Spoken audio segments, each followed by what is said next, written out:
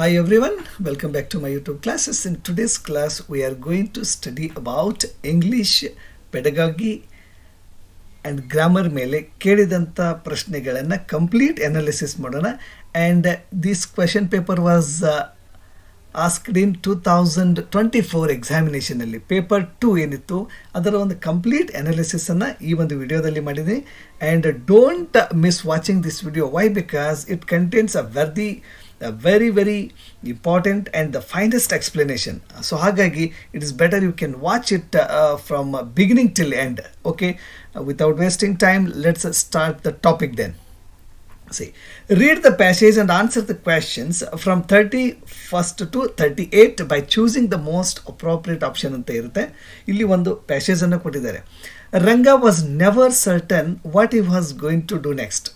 He set out of his little home in Kabir Lane, and by the time he turned the corner at Market, task offered itself as he sat near the market fountain.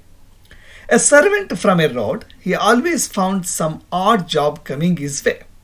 Today, a very peculiar bungalow in the extension was going round. With a searching look in his eyes, he explained, "Our brass pot has fallen into the well. Do you know anyone who can get into the well and bring it out? What will they pay for it? What will you want for the job?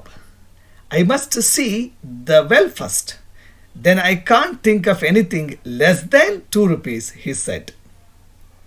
Okay, the next one. "Yes, follow me," the other said. And Ranga was astounded. He never thought that his offer would be accepted. He had never gone down a well before. He tried to excuse himself now, but the other would not let him go. He almost gripped him by the wrist and dragged him along. He went protesting. "I don't know anything about wells," he cried. "Oh, don't say that. See the well first," said the servant, and clung to him. He added, "They have made life a hell for me for 4 days now, and they will dismiss me if I don't do anything about it today. But I know nothing about the wells." "Hush, none of it with me," admonished the old servant and smiled significantly. "If you want an anna or 2 more, ask for it. Don't try these tricks." But Ranga faltered. But the other offered him a beedi to smoke and silenced him. Ranga followed him, resigned to his fate.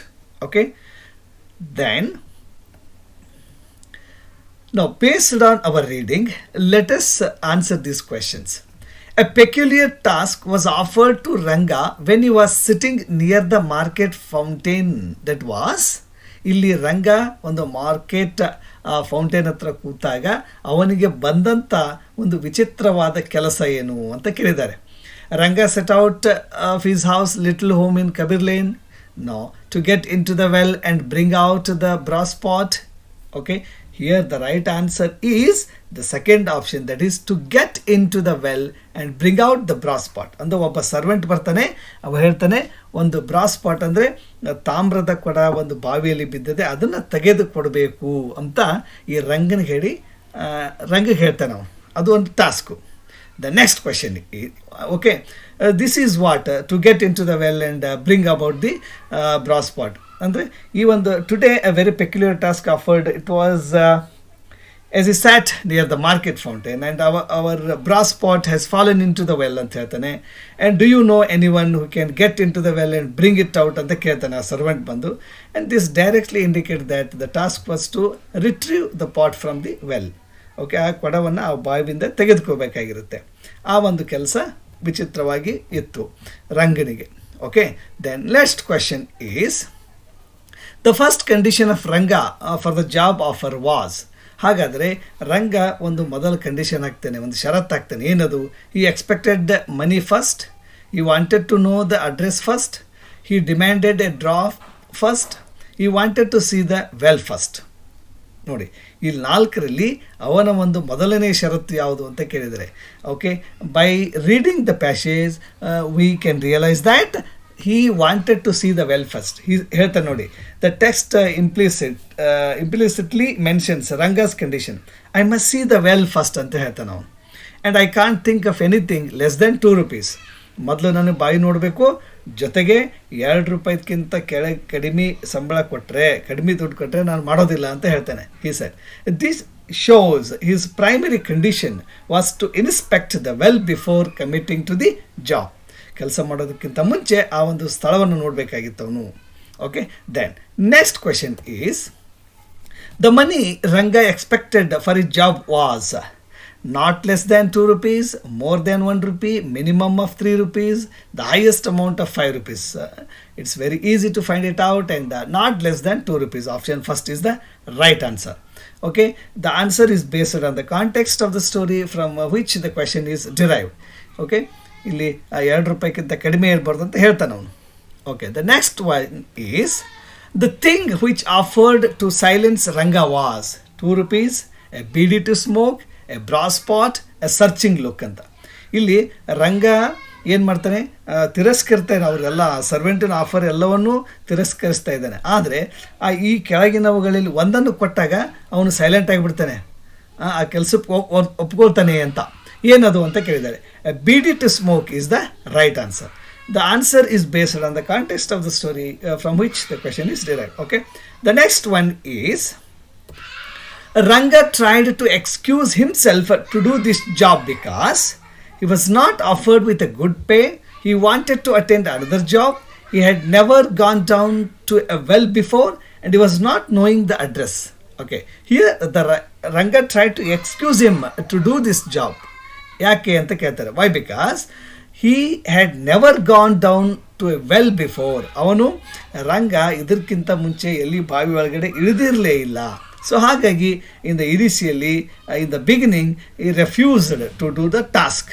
Okay, next one is, he never thought that his offer would be accepted. Okay, Ranga ಅಂದ್ಕೊಂಡಿರಲಿಲ್ಲ ನಾವೊಂದು ಏನು ಹೇಳಿದ್ದೀನಿ ಆಫರನ್ನು ಅದನ್ನು ಒಪ್ಕೊಳ್ತಾರೆ ಅಂತೇಳಿ. ಇಲ್ಲಿ accepted opposite word ಯಾವುದು ಅಂತ ಕೇಳಿದ್ದಾರೆ. Delayed, irritated, removed, rejected. Here the right answer is rejected ಅನ್ನುವಂಥದ್ದು. So underline word accepted, then the opposite, the antonym of that accepted is rejected. Okay, then next one is, Ranga wanted dash work for dash rupees ಅಂತ ಇದೆ. ಇಲ್ಲಿ homophones ಮುಖಾಂತರ ಈ fill in the ಬ್ಲ್ಯಾಂಕ್ಸನ್ನು ತುಂಬಬೇಕು. ಇಲ್ಲಿ ಸರಿಯಾದ ಆಯ್ಕೆ that is option 2. First one ಇಲ್ಲಿ ಪ್ರಿಪೋಸಿಷನ್ 2 ಬರಬೇಕು, ನೆಕ್ಸ್ಟ್ ಸೆಕೆಂಡ್ ಒಂದು ಫಿಲ್ ಇನ್ ದ ಬ್ಲ್ಯಾಂಕ್ಸಲ್ಲಿ ನಂಬರ್ 2 ಬರಬೇಕು. Okay, the sentence requires homophones that fit the context. The correct usage to indicate the purpose is that is okay 2 and the number 2 as I said. Okay, let's move on to the next question, that is,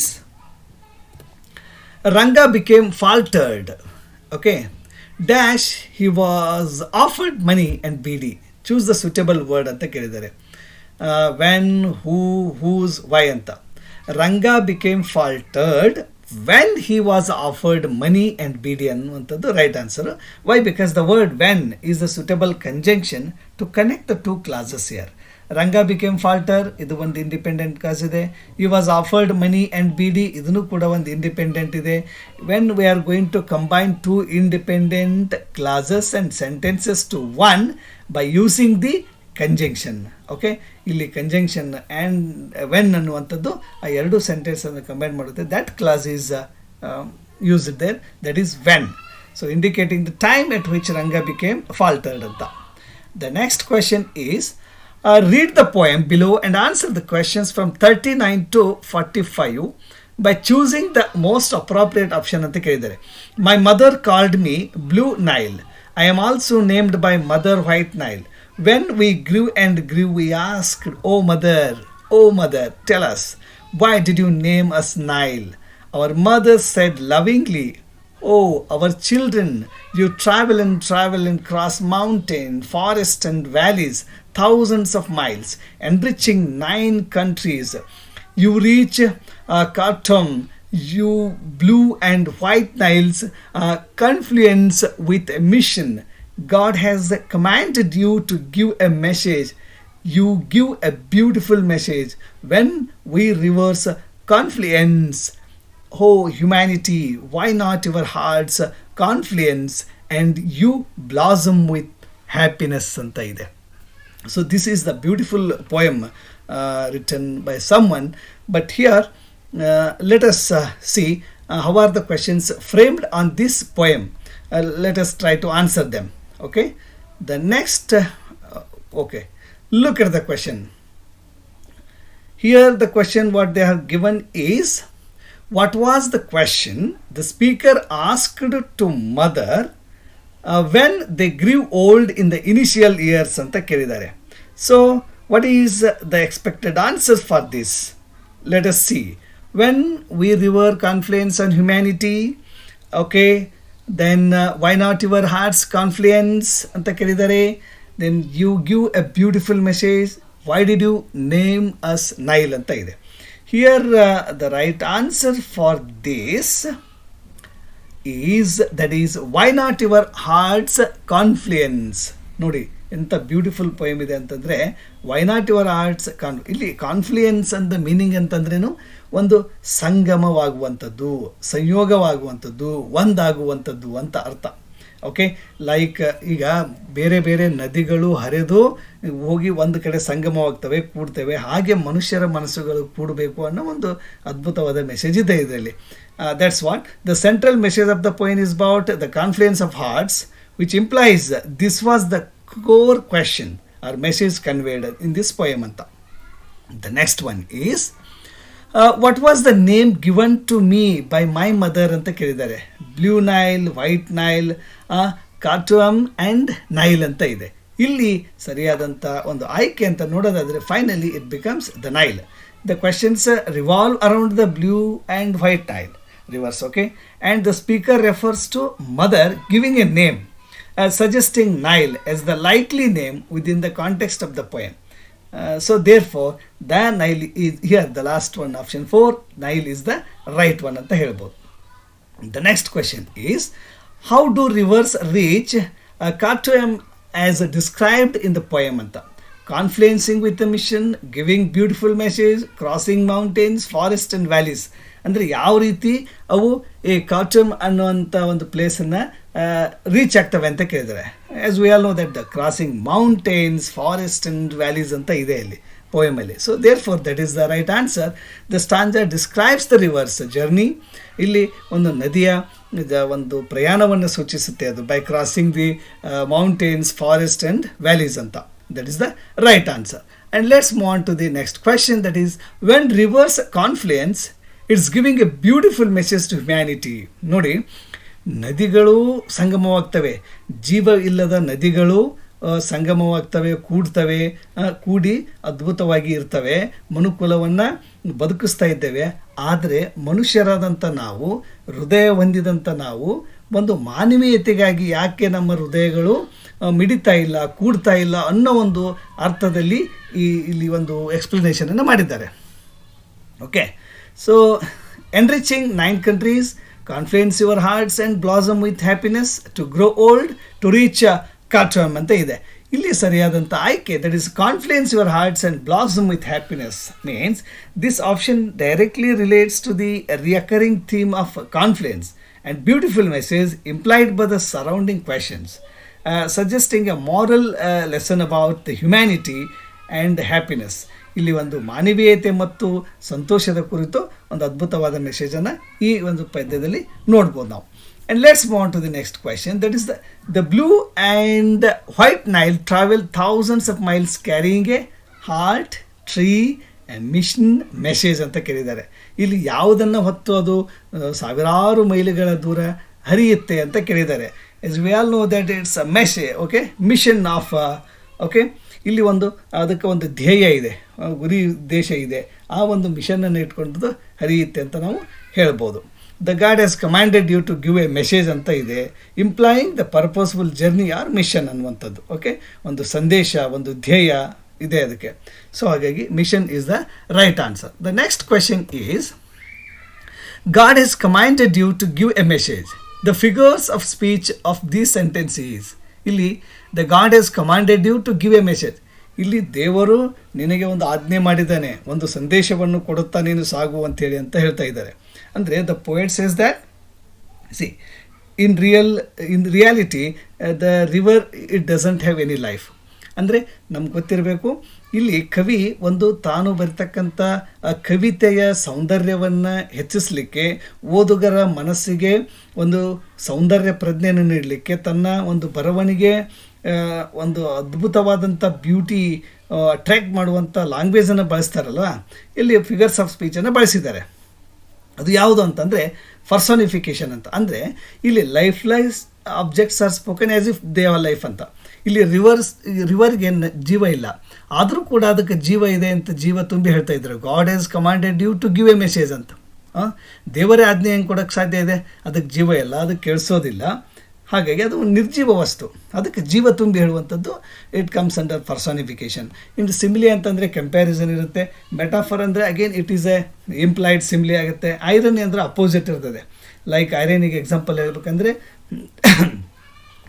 the police son was a thief ಅಂತ, that is the irony.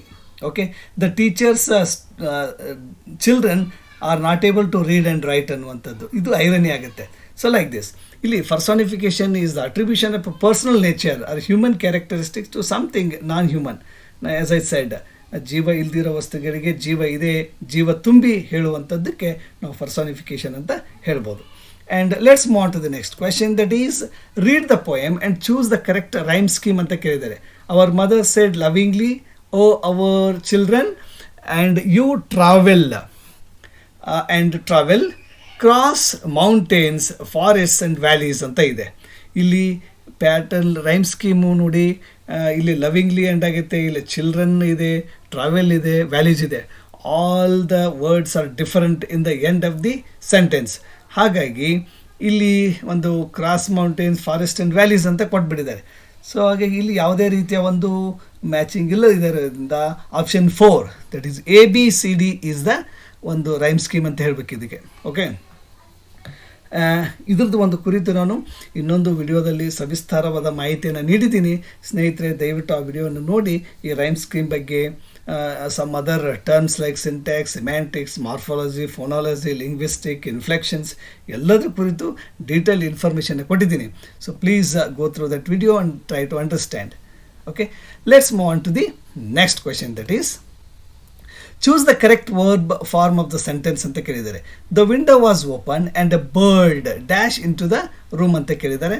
ಇಲ್ಲಿ flies flew ಅಂತ ಇದೆ. So option 3 that is flew into the room is the right answer. ಯಾಕೆ ಅಂತಂದರೆ the sentence is in the past tense, ಕೊಟ್ಟಿರೋ sentence past ಟೆನ್ಸಲ್ಲಿದೆ and require in the past tense form the helping verb. Okay, so which is flew ಅನ್ನುವಂಥದ್ದು right answer. The next question is choose the appropriate superlative degree ಅಂತ ಕೇಳಿದ್ದಾರೆ. Very few kings were as great as Ashoka ಅಂತ ಕೊಟ್ಟಿದ್ದಾರೆ.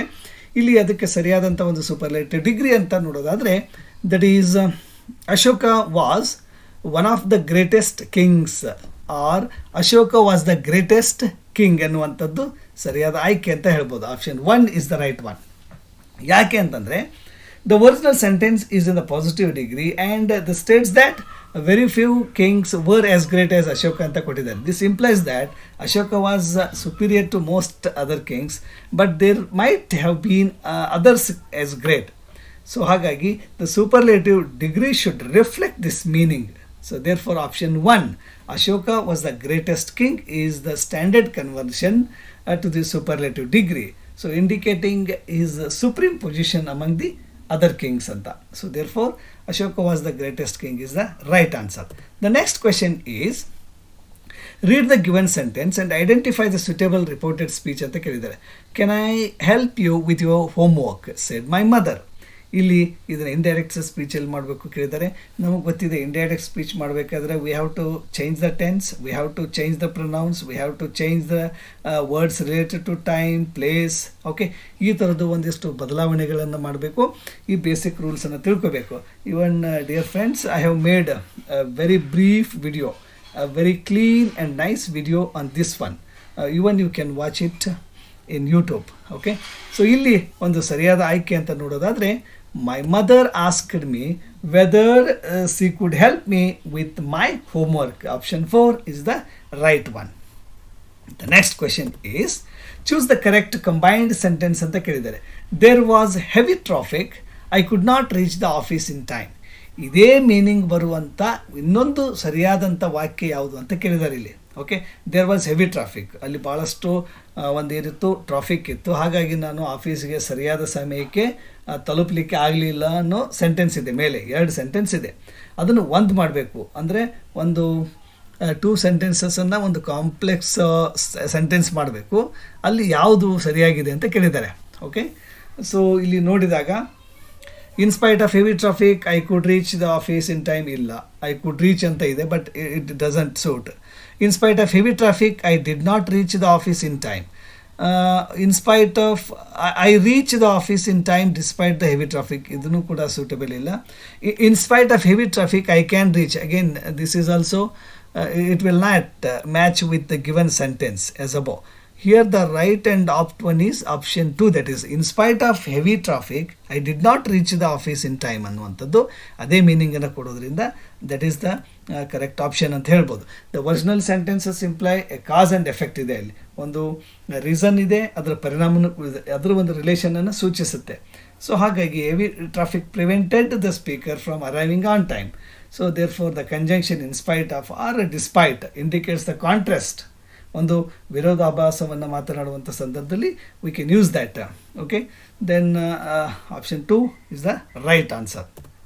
The next one, NCTE stands for National Council for Teacher Education, National Curriculum for Teacher Education, National Committee for Teacher Education and National Council for Technical Education ಅಂತ ಇದೆ. Here the right acronym means the long form, full form is National Council for Teacher Education is the right answer, as we all know that it's an acronym for that, and which is a statutory body, ಒಂದು ಶಾಸನಬದ್ಧ ಸಂಸ್ಥೆಯಾಗಿರೋದ್ರಿಂದ, and the Indian government established it and planned and coordinated development of teacher education system across the country.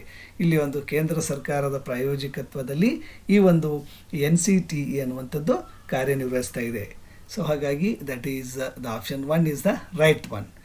Then the second tongue of all the teacher is general and right hand of a language teacher is ಅಂತ ಕೇಳಿದ್ದಾರೆ. The second tongue of all teachers in general and right hand of a language teacher.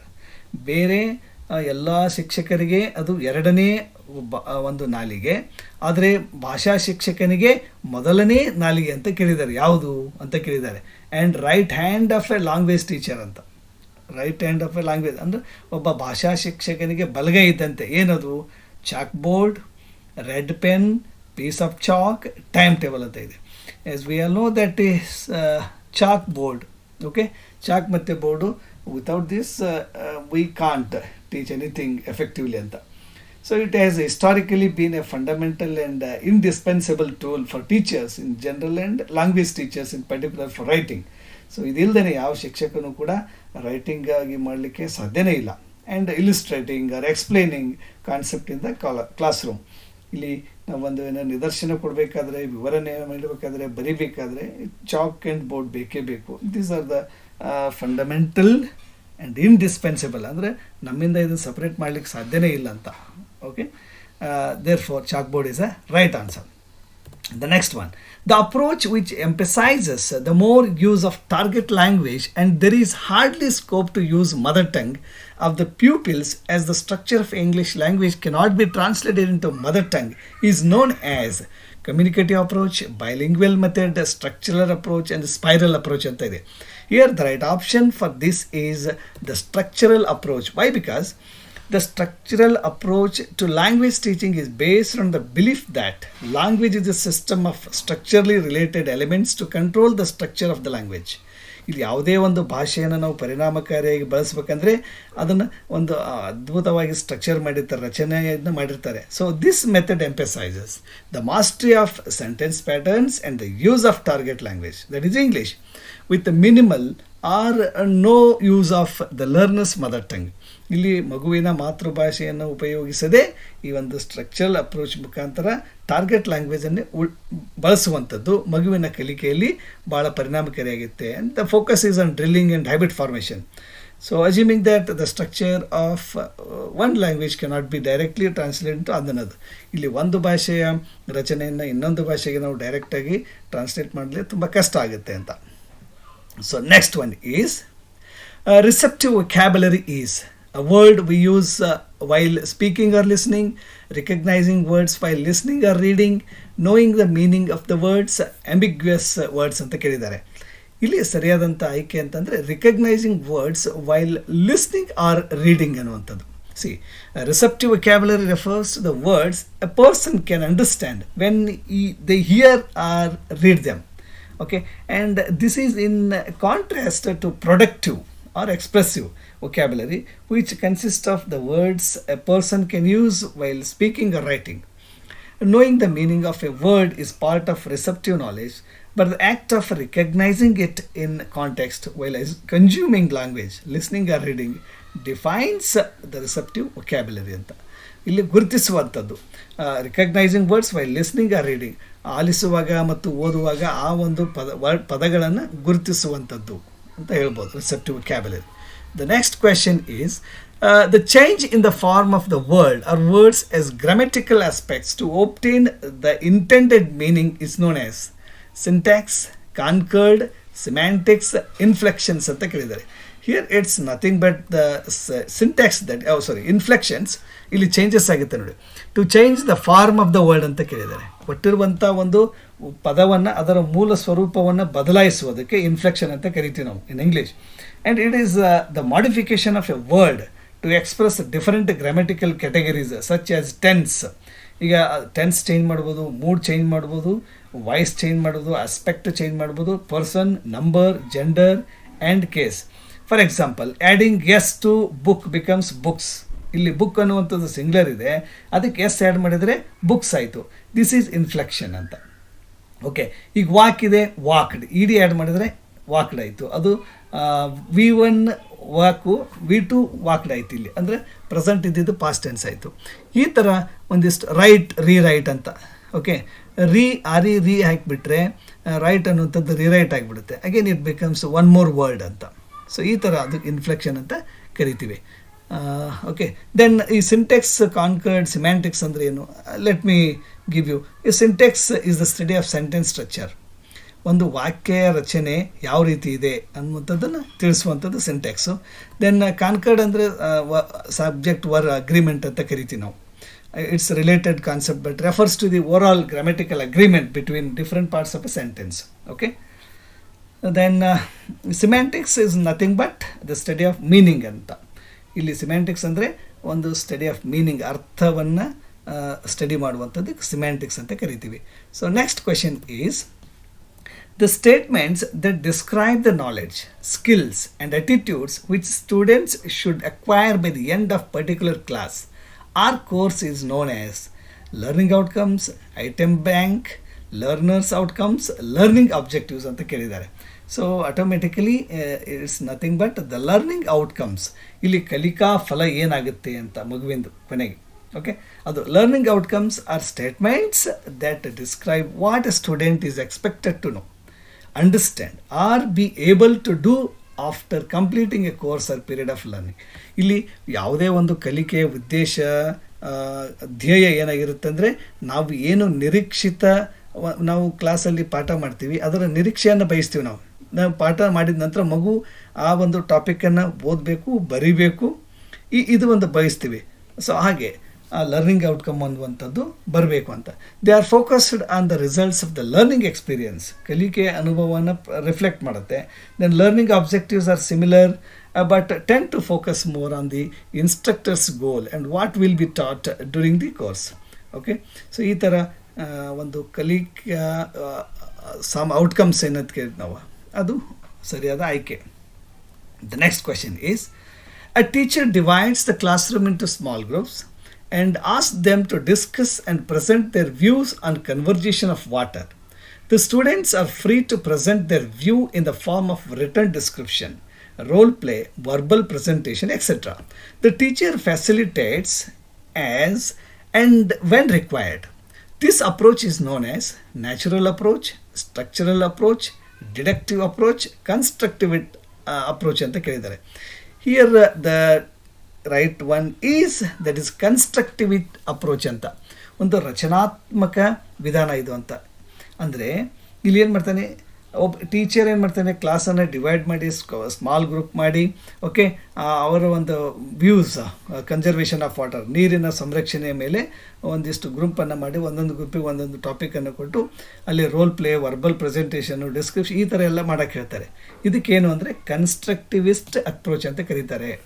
ಯಾಕೆಂದರೆ here the teaching is based on the idea that learners actively construct their own understanding and knowledge of the world through experiencing things and reflecting on those experiences. ಇಲ್ಲಿ ಮಗು ಅನುಭವಿಸುವುದರ ಮೂಲಕ ಕಲಿಯುವಂಥದ್ದು. And in this scenario students are actively engaged in discussion. ಈ ಒಂದು ಕಾರ್ಯದಲ್ಲಿ ಮಕ್ಕಳು ಭಾಳ ಆ್ಯಕ್ಟಿವ್ ಆಗಿ ನಿರತರಾಗಿರ್ತಾರೆ ಒಂದು ಡಿಸ್ಕಷನಲ್ಲಿ, ಚರ್ಚೆಯಲ್ಲಿ, ಆಮೇಲೆ ಪ್ರಸ್ತುತಪಡಿಸುವಿಕೆಯಲ್ಲಿ, and choosing their method of expression. ತಮಗೆ ಯಾವ ಮೆಥಡ್ ಬೇಕೋ ಆ ಮೆಥಡನ್ನು ಅವ್ರು ಆಯ್ಕೆ ಮಾಡಿಕೊಂಡು ಅದರ ಮೂಲಕ ಒಂದು ಪ್ರೆಸೆಂಟೇಷನ್ ಕೊಡ್ತಾರೆ. With the teacher acting as A facility. ಇಲ್ಲಿ ಶಿಕ್ಷಕ ಒಬ್ಬ ಸುಗಮಕಾರನಾಗಿ, ಹೆಲ್ಪರ್ ಆಗಿ ಆ ಮಕ್ಕಳಿಗೆ ಹೆಲ್ಪ್ ಮಾಡ್ತಾನೆ, which aligns perfectly with the constructive with principles ಅಂತ. ಇಲ್ಲಿ ಒಂದು ರಚನಾತ್ಮಕ ತತ್ವದ ಆಧಾರದ ಮೇಲೆ ಪರ್ಫೆಕ್ಟಾಗಿ ವರ್ಕ್ ಮಾಡುತ್ತಿದ್ದು. So that is option 4 is the right one. The next question is, the study of articulation, transmission and reception of speech sound is called phonetics, linguistics, syntax, morphology ಅಂತ ಕೇಳಿದ್ದಾರೆ. ಇಲ್ಲಿ as we all know that articulation, transmission, reception, they all comes under the phonetics. Okay, phonetics ಅಂದರೆ ಏನು, ಧ್ವನಿಶಾಸ್ತ್ರ ಅಂತ ಅರ್ಥ. ಇನ್ನು linguistics ಅಂದರೆ ಭಾಷಾಶಾಸ್ತ್ರ ಅದು. ಓಕೆ, ಆ phonetics is the branch of linguistics. ಭಾಷಾಶಾಸ್ತ್ರದ ಒಂದು ಭಾಗವೇ ಧ್ವನಿಶಾಸ್ತ್ರ ಅಂತ ಹೇಳ್ಬೋದು. That studies the physical properties of speech sounds, that is phones, including their production ಅಂದರೆ ಆರ್ಟಿಕ್ಯುಲೇಷನ್, ಉಚ್ಚಾರಣೆ, ಆಡಿಟರಿ ಪರ್ಸೆಪ್ಷನ್, ರಿಸೆಪ್ಷನ್ ಇದೆ, and acoustic properties. Okay, so that is called as phonetics. Whereas linguistics is the general study of language ಅನ್ನುವಂಥದ್ದು. And syntax, as we all know that the study of sentence structure. Morphology, it is related to the word structure. ಇಲ್ಲಿ ಪದದ ಒಂದು ರಚನೆ ಯಾವ ರೀತಿ ಆಗಿರುತ್ತೆ ಅಂತ ಅದು ಸ್ಟಡಿ ಮಾಡ್ತೀವಲ್ಲ, ಅದಕ್ಕೆ ಮಾರ್ಫಾಲಜಿ ಅಂತ ಕರಿತೀವಿ. So these are the terms how they are used. Then next, let's move on to the next question. That is, the teacher first presents an object book. The teacher holds a book in his hand and shows it to the whole class and says, "Book, this is your book. My book is red. Your book is blue." This is an example for the sentence method, the word method, the story method, the phrase method anta kottidare. Here the right answer is, these are nothing but the words which are used in sentences, like so. Therefore, this becomes under the word method.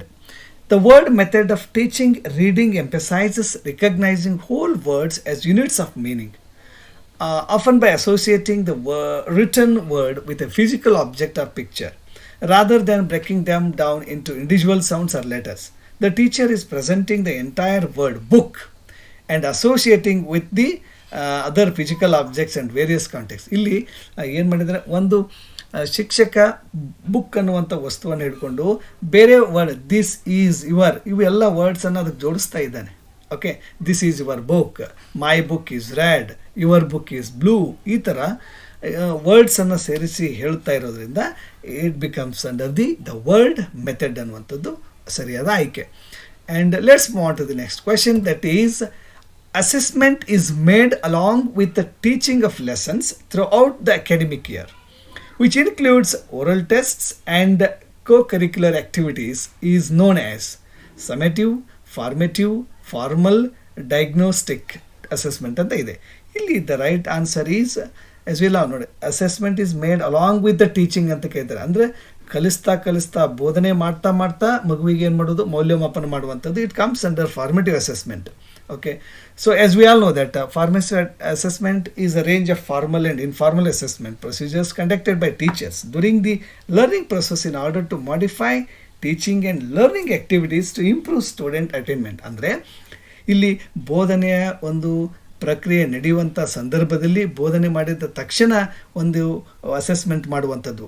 ಯಾಕೆ ಅಂತಂದರೆ ಶಿಕ್ಷಕ ಎಷ್ಟು ಪರಿಣಾಮಕಾರಿಯಾಗಿ ಬೋಧನೆ ಮಾಡಿದ್ದಾನೆ ಅಂತ ಶಿಕ್ಷಕನಿಗೂ ಗೊತ್ತಾಗುತ್ತೆ, ಮಕ್ಕಳು ಎಷ್ಟು ಪರಿಣಾಮಕಾರಿಯಾಗಿ ಕಲ್ತಿದ್ದಾರೆ ಅಂತ ಅವ್ರಿಗೂ ಗೊತ್ತಾಗುತ್ತೆ, ಶಿಕ್ಷಕನಿಗೆ ಫೀಡ್ಬ್ಯಾಕ್ ಸಿಗುತ್ತೆ, ಮಗುವಿಗೆ ತನ್ನ ತಪ್ಪಿನ ಅರಿವಾಗುತ್ತೆ.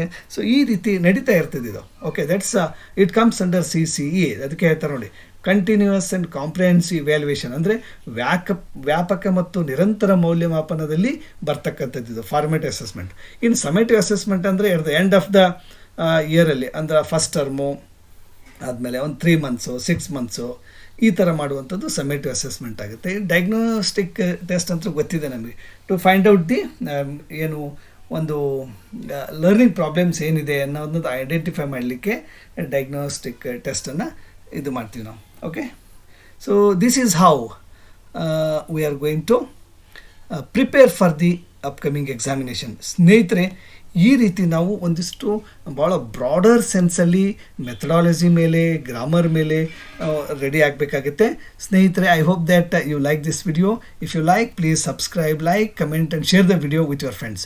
ಮತ್ತೆ ಒಂದು ಮುಂದಿನ ವಿಡಿಯೋದಲ್ಲಿ ಇನ್ನೂ ಒಂದಿಷ್ಟು ಅದ್ಭುತವಾದಂಥ new concepts and new MCQs ನಿಮ್ಮ ಜೊತೆಗೆ ನಾನು ಹಂಚ್ಕೊಳ್ತಾ ಇದ್ದೀನಿ. ಅಲ್ಲಿವರೆಗೂ ಟೇಕ್ ಕೇರ್. Thank you.